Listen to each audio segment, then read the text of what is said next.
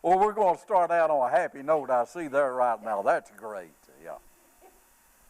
Well, good morning to everybody here. And I know we've got some women off at a conference, and we got some people sick, including my wife this morning. So we are, but we're still going to go ahead and try to have our little discussion on Daniel here. As you know, we went through Daniel. It took us a while to get through Daniel. So now this is a question and answer day here for you. And we're going to do that. Mike said he had some good questions yesterday. So I did that. Anything our class needs to take care of at this moment? By the way, folks, welcome to our Sunday school class here. You speak up. If you have questions, come up right here. That's what today is. Normally have a kind of a little bit of a session on it, but we've been through Daniel, a lot of prophecies, and we felt like we went so deep into it, we need to have a question and answer series on this. So if it crosses your mind, everybody's welcome to respond in any way, right? Yeah. And all right. Yeah, she's got it back here. The Lord sent it over, and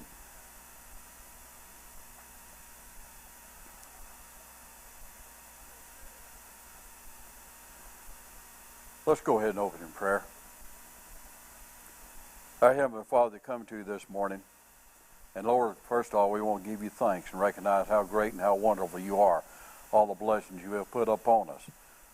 Forgive us as we just take in our own ways here and go with our selfish attitude. Bring us back and draw us closer to thee in each and everything we do. Lord, let us truly get into your word this morning and explore it in the way that you want it to be done. Get a full understanding, and most of all, recognize your love that you have for us and the directions you want us to go. I pray what we do this morning will be true and accurate in each and every way that we go forward with this. In Christ's holy name, amen. We have, let's see, Nancy, you got a microphone back there? Huh? Oh, okay.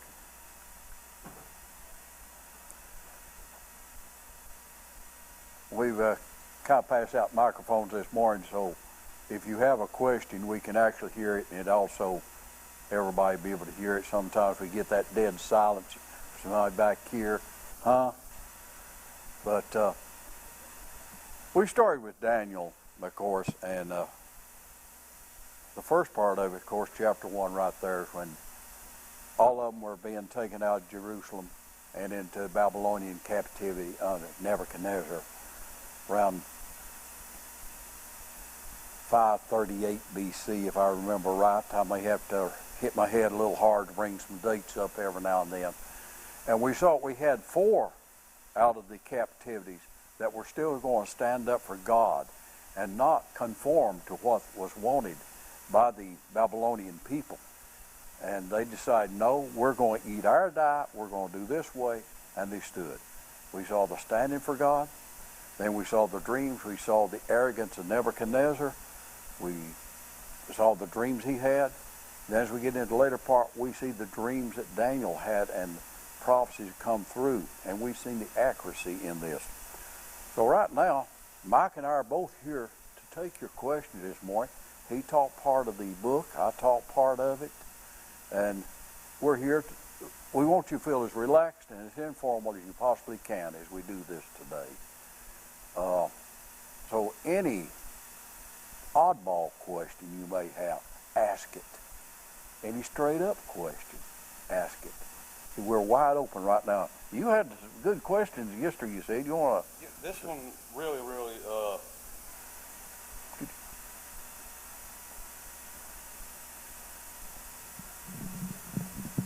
I had a question in chapter 10 that we went through, and Daniel, with the angels on the bank, when they come and they visited Daniel, it seemed like, for me, that it was, even though it was a short period of time, it felt like it was a long period of time, because what I gathered from it, there was different angels showing up, is what I got from it. Now, is that right? Is that the way we should look at it? Yeah, there were more than one angel there on the bank. From what I read, going over it, that's the part you had two angels, one on each bank, evidently. This is unclear. Then you had in the center over the water was one clothed in white, which meant purity.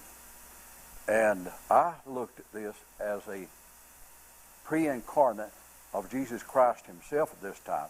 However, we cannot be absolutely sure. That is not something that we want to say absolutely. But all indications, this would have been Christ over the water. You know, he walked on the water when he's here on earth. He was not on the bank, but like a hovering, we would say in that. As he was getting the answers from the angels at that time, right? Yep. And then Daniel 10:12, when he first, he said 12 here, he said, "Then he said to me, Fear not, Daniel, for from the first day you set your heart to understand and humbled yourself before God, your words have been heard, and I have come because of your words." 13 says, the prince of the kingdom of Persia withstood me 21 days, and Michael, but Michael, one of the chief princes, came to help me, for I was left there with the kings of Persia. This here, I was wondering about. It kind of, I pondered over it a while. He's looking in past tense, that when the angel Michael come to him, not Michael on the bank then, right? Right. Okay. Because it was kind of hard to keep track with that part right there, because I pictured him, being there by the river, and it just kind of it was hard to keep up with, because I felt like everything was happening right there and right then, and he brought up the past tense. Yeah, he went back. He had to wait right at 21 days on Michael, who was hindered by the prince of the earth there. Well, the devil himself, basically, is what it was on that, Kevin.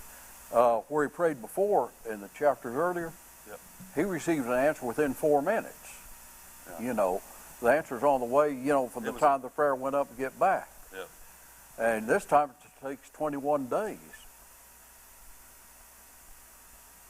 And the answer was on the way, but the messenger was held up en route by Satan himself on this.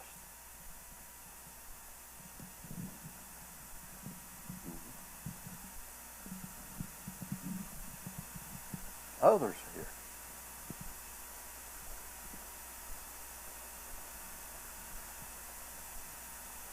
I started out a little bit talking, beginning the way we started into Daniel, that this is going into the captivity.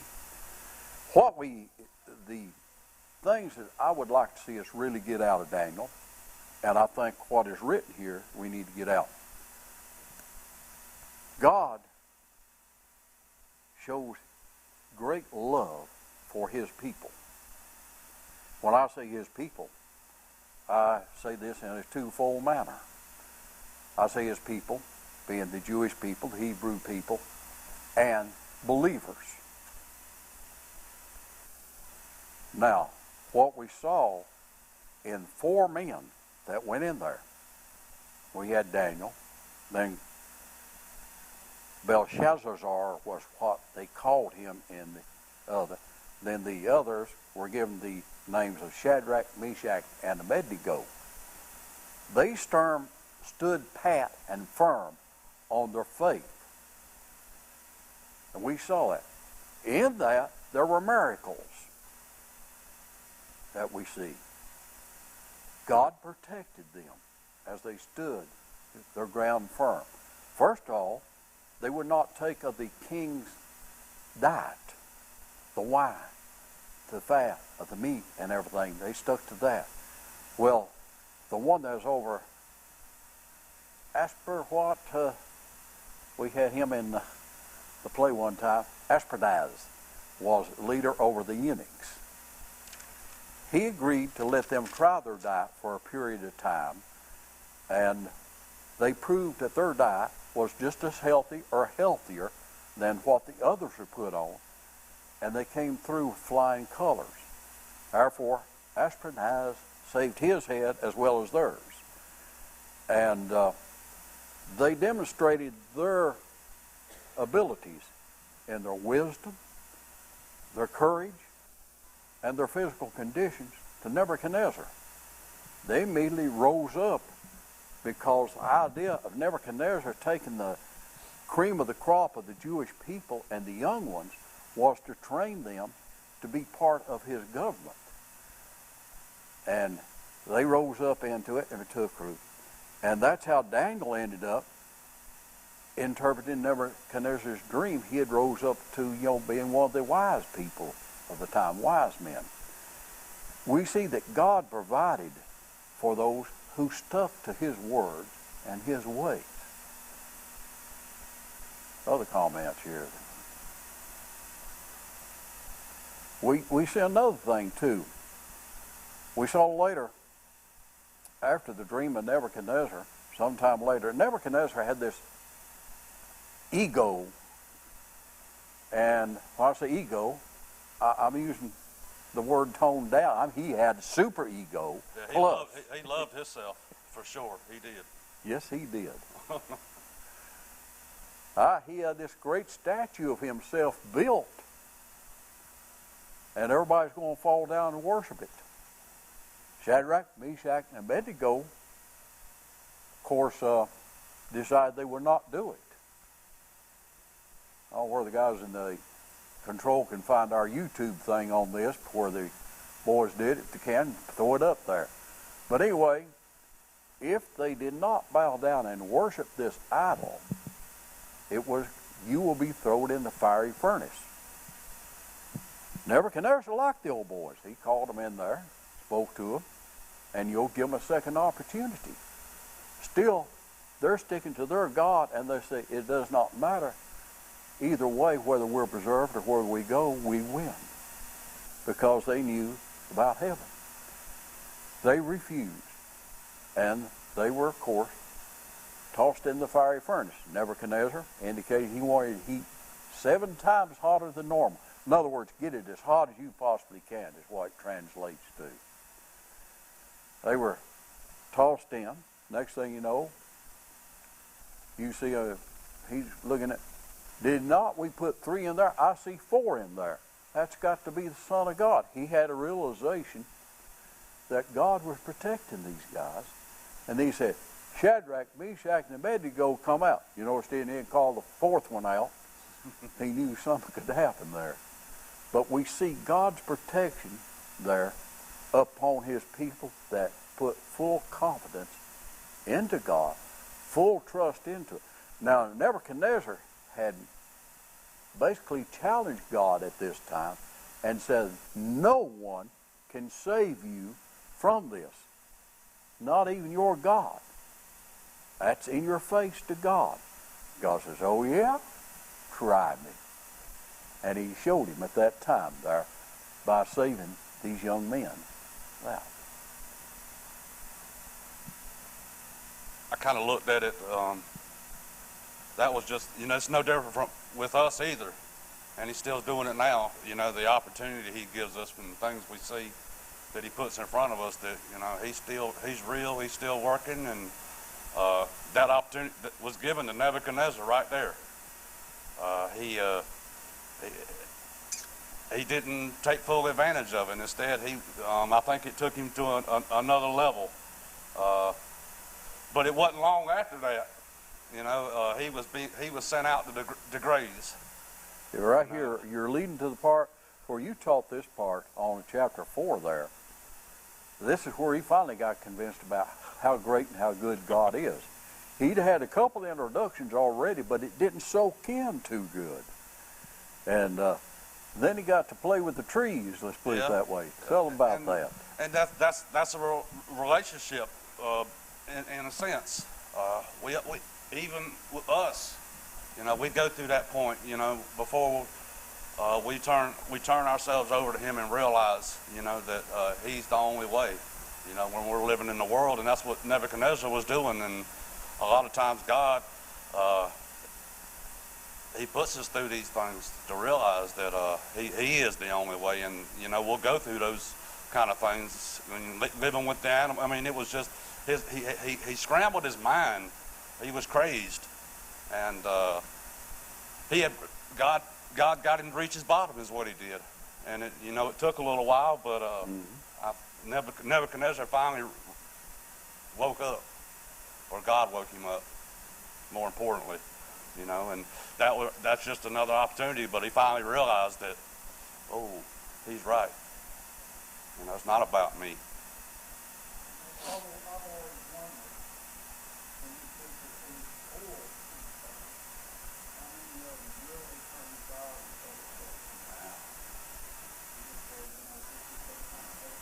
Right. Yeah, a trick. Yeah.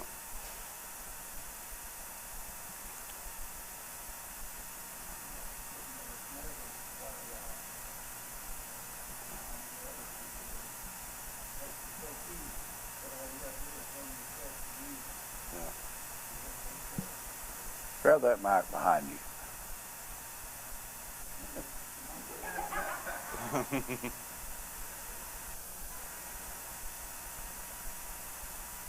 I think it's no different now than it was then. You know, when we see things and God puts things in front of us, you know, we had that opportunity. But we have to keep in mind that's a personal relationship. You know, it is with us too. Sometimes, and a lot of times, we don't see things that are going on around us because it wasn't for us. You know that. You know, and I'm not trying to be. I'm not saying we should. You know, that it's about greed or anything like that. But I myself, I'm greedy over my God because I know he's jealous over me. I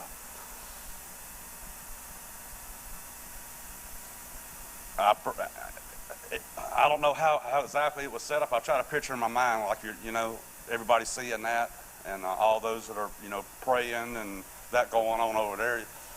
Some of them had to see it, you know, when they see them walk out the fire.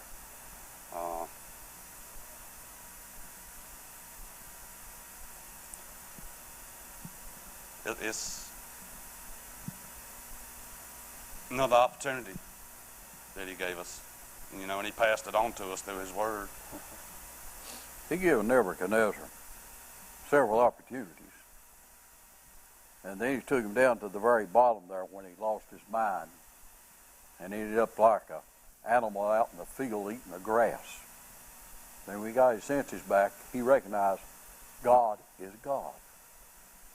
God is full of love. Now, God used Nebuchadnezzar.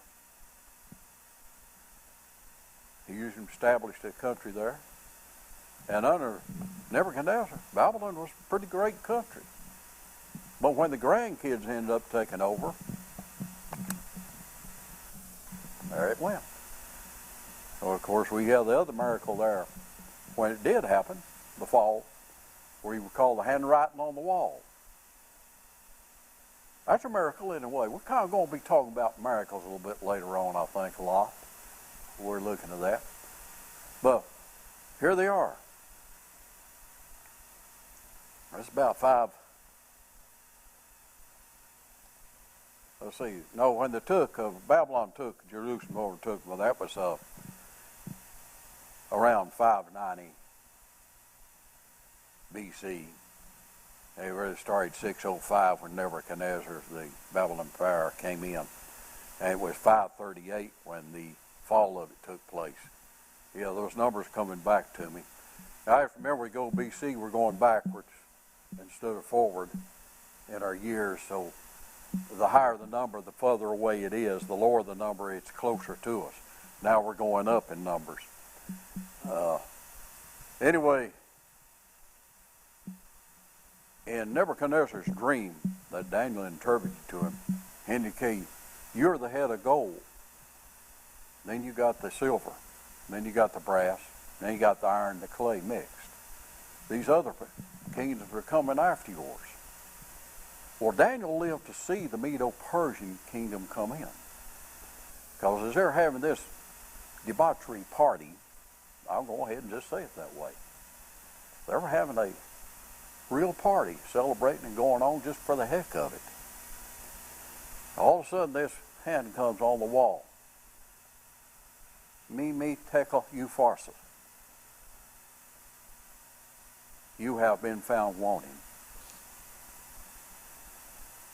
No one could interpret this.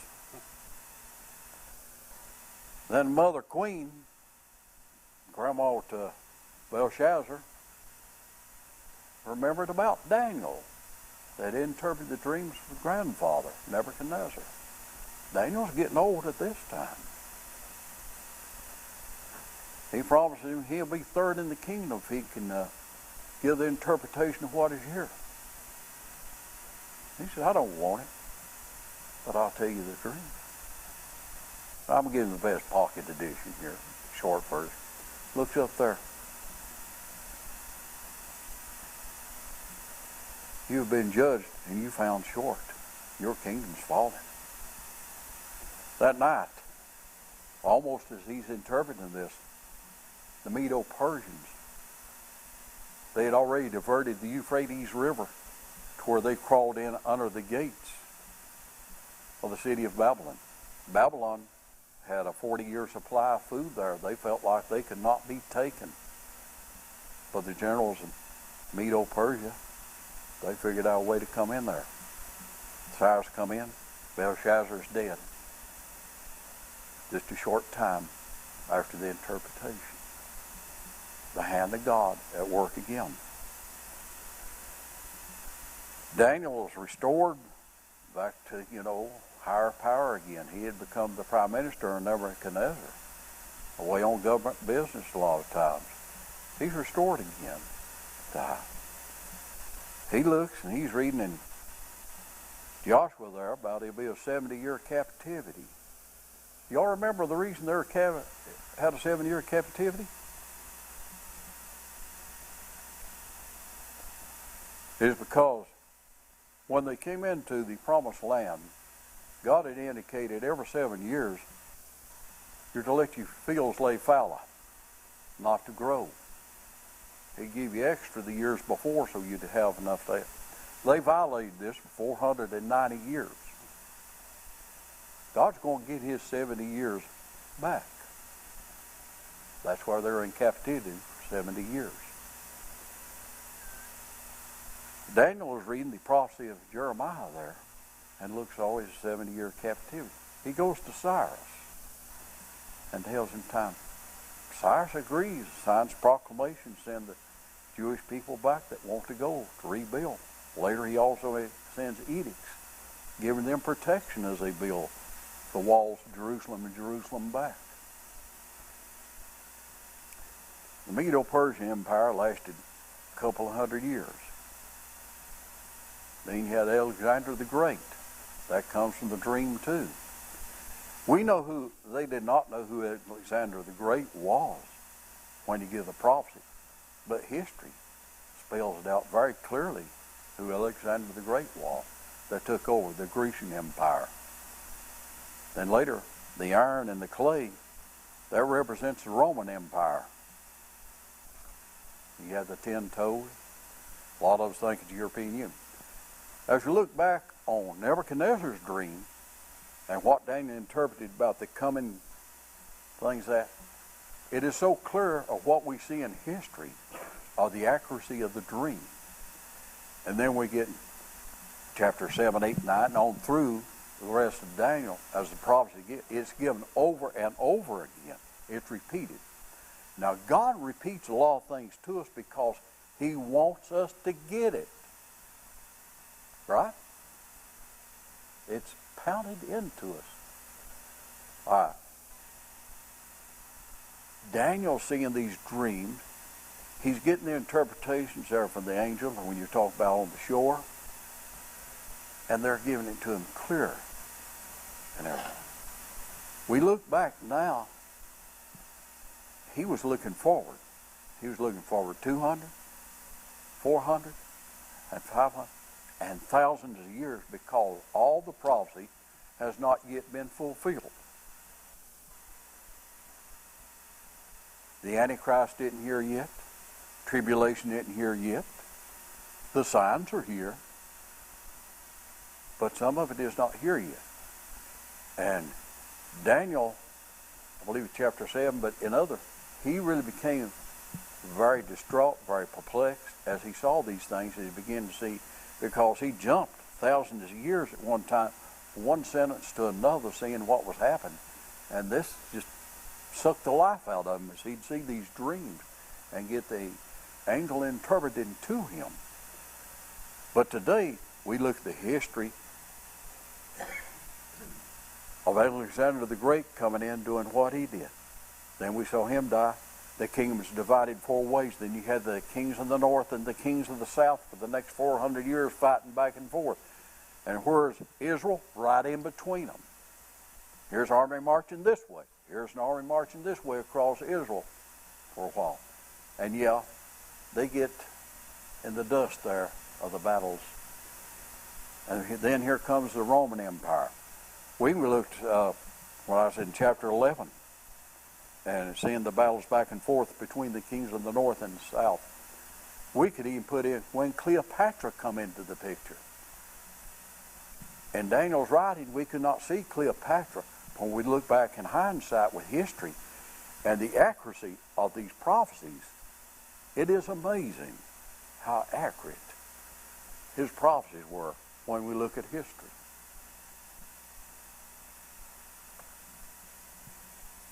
And that's where I say the Lord wants us to get it. What He's prophesied for us is to come. Now, He's promised a lot to us. Yeah, I said a lot. We go to the New Testament. We see, and then in Revelation, we get the very same prophecies in Revelation from John that we saw from Daniel a lot. Daniel and Revelation are parallel books, one in the Old Testament, one in the New Testament. But so much of the same prophecies are there. In, of course, Thessalonians, Timothy, and Revelation, we begin to understand about the rapture and the periods of tribulation. We had the 490 years under Daniel. We have a 7-year period that is yet to come. We're in the period of grace right now, where that doesn't happen.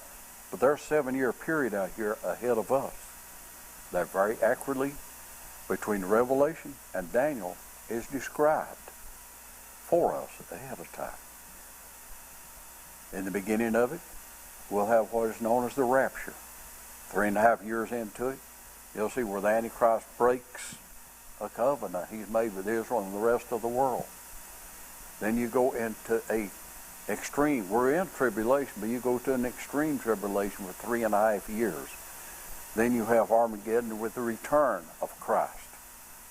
And then a millennial kingdom coming. Open for questions or comments.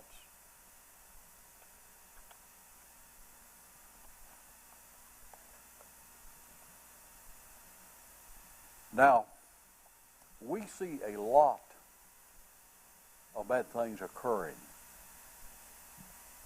in the tribulation period. But there's one wonderful thing that begins in this last 7 years that's forecast in Daniel. The word is rapture. That word is not in the Bible. Well, if you go to 1 Thessalonians chapter 4, I believe, Paul describes, I do not want you to be ignorant. He's talking at that time, or writing in particular to the church in Thessalonica. Some of the believers there had worried about those who had died that were believers. You know, what's going to happen to them if God comes back? And he explained, do not worry. When you hear the voice like an archangel, the graves will open up and those alive will not precede those who are dead in Christ. Now, I'm not giving exact, but that's what it means. They will not precede. Will all be, the bodies will be raptured up. But your soul is already there. absent from the body, present with the Lord. And what you'll see at that time, both dead and alive in Christ, believers, those who believe in the Lord Jesus Christ will be raptured at that time and joined together in heaven. The Antichrist will be coming to power. At this period of time, in Revelation we see there will be 144,000 Hebrew prophets. I wouldn't say 144,000 Billy Grahams or David Jeremiahs or somebody like that out here going out. They cannot be hurt. They have God's protection. And you'll see the greatest revival that ever took place coming about. The sad part is, those who accept Christ during that period of time, it is almost immediate death for them, because the Antichrist, in the 3.5 years into it, has established himself as God. He has built his own statue in the temple in Jerusalem and says, I am God, you will worship me.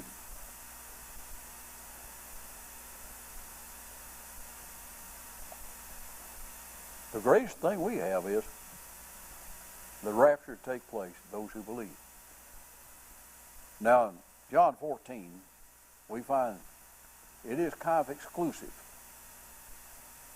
Jesus said, I am the way, I am the truth, I am the life.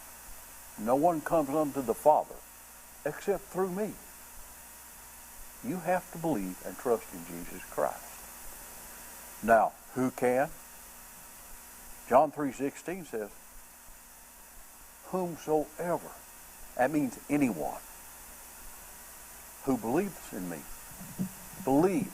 That's the thing. You have to put your faith and trust in the Lord Jesus Christ. Then you become part of the heavenly family there, the family of Christ. Mike, got anything to add there? Just, I keep going back to, and I look at, as we saw in, through Daniel, and not just Daniel, but, throughout the Bible, the rise and fall of the nations. The rise, is up and down, and different people taking place. And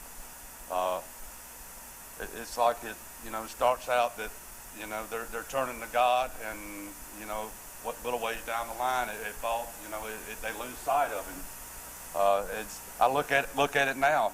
This country here was founded on God's principles and God's laws, and it's like we're on. It's like I feel, and this is just me. I feel like we're on the down. We've gone away from it. We've turned our backs on it. Saying that, where we are now, I know we think about the rapture and Him coming, and I used to think like this a lot, and some days I do. Lord, come quickly, please. But in here, He has me as, I think about the future of our children. Where they're going to be, what they're going to have to go through. I don't want that for them. I don't. I don't want them to have to go through that. Give us another chance. Help us rebuild. Help us fix this. We can. But and it's His plan, though. But that's just where He has my heart, and He can fix it. I know He can. But we have to be obedient. I think about Noah in those days. Where God wasn't taking nobody but him, nobody but them, and that's just a scary sight. That's a scary feeling. But opportunities are given to us. Opportunities are given to those that don't know Him on a daily basis. And it's our job to help point them out, to help show them. I think about another opportunity that was here that we hadn't discussed yet was, of course, we know, when Daniel was put in the lion's den. Can you imagine?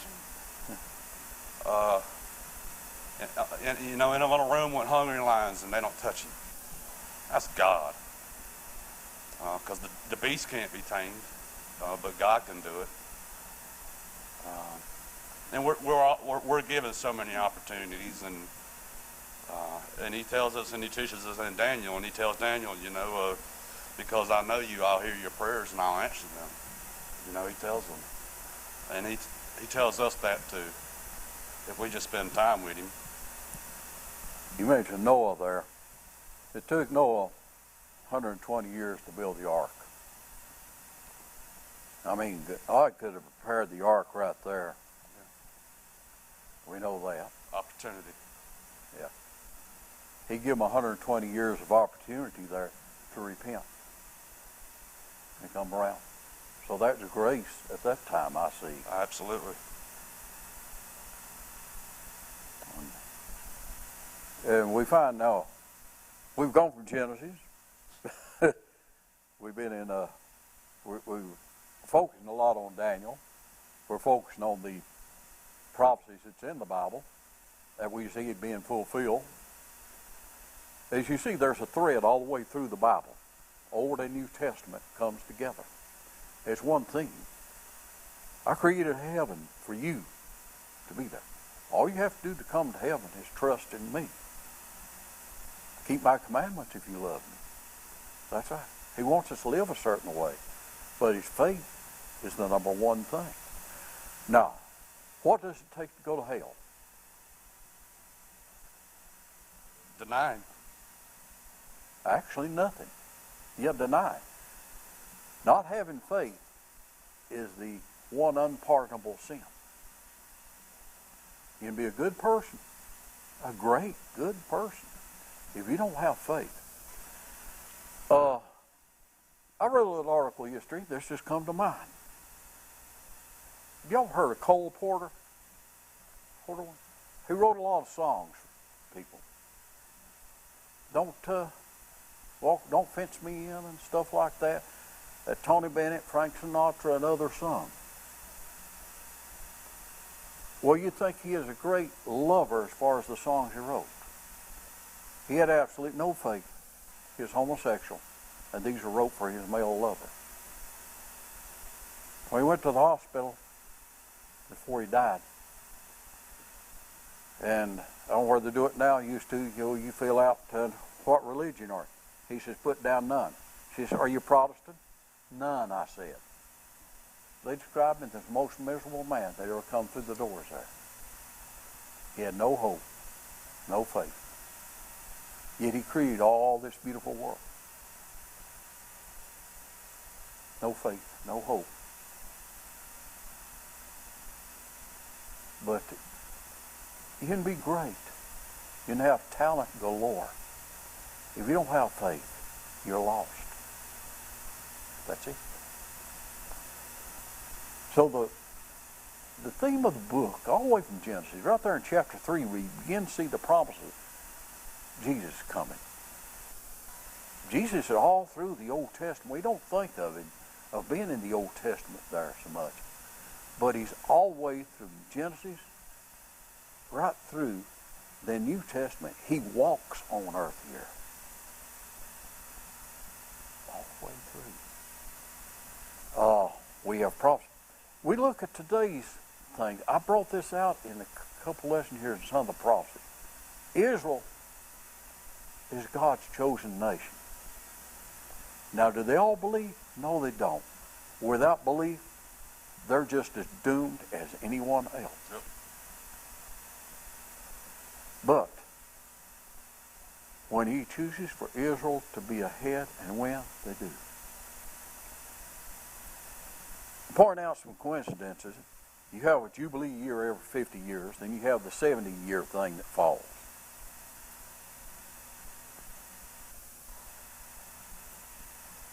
They first were separated and put to have an area. They were not made a country in 1918.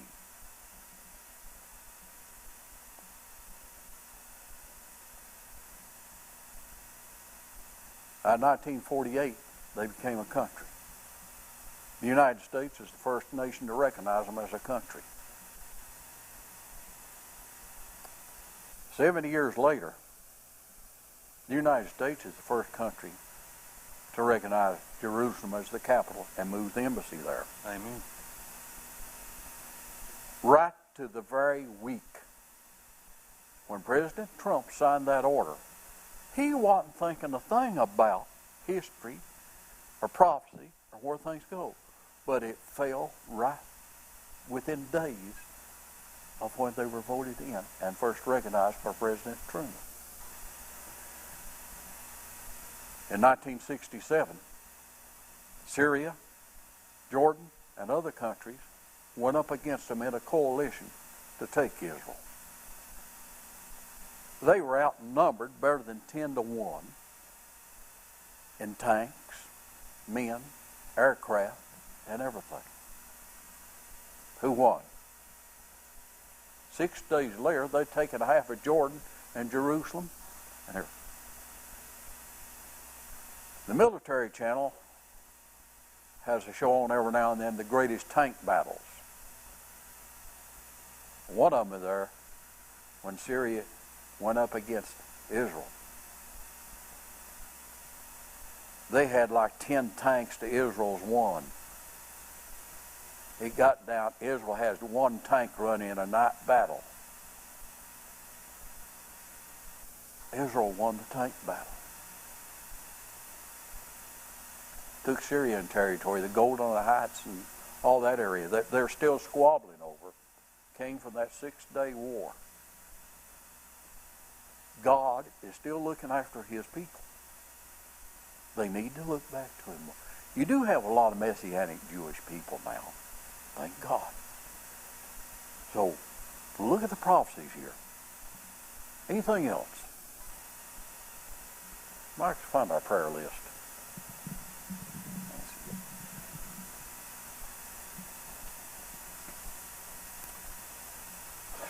Those of you here that was for the Daniel study, I hope you got something. I got more out of it, and Mike got more out of it.